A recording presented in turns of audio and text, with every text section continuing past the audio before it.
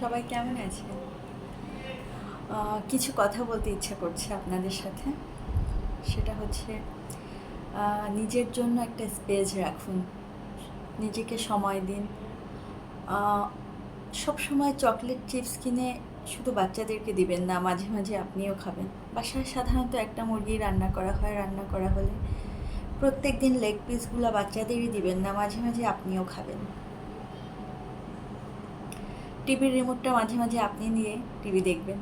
সব কিছু ওদেরকে ছেড়ে দিবেন না, ওদেরকেও বুঝতে শেখান যে আপনারও মন আছে, আপনারও লেগ পিস খেতে ইচ্ছা করে, আপনিও চকলেট খান, চিপস খান, আইসক্রিম খান, এটা আপনারও পছন্দ।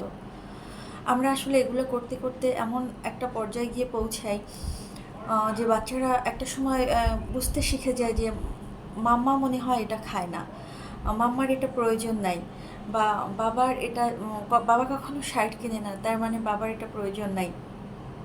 এটা করতে করতে আমাদের বাচ্চারা একটা সময় বড় হয়ে এই চিন্তাধারা নিয়েই তারা বড় হয়।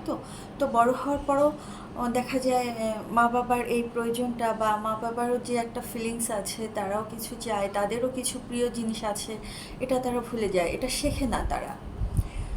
তো আমার ধারণা আমাদের দেশে বেশিরভাগ বৃদ্ধাশ্রম তৈরি হয়েছে এই সব আমাদের কারণেই। আমরাই এদেরকে শিখাইনি যে আমারও প্রয়োজন আছে, আমারও চাহিদা আছে, আমারও পছন্দ আছে। এটা আসলে বাচ্চাদের আমাদের শেখানো উচিত। আপনারা প্রত্যেকে প্রত্যেকে এই কাজটা করবেন। মাঝে মাঝে ওর সামনে থেকে চিকেন লেগ পিসটা আপনি নিয়ে নেবেন, যেটা আজকে আমি পছন্দ করি।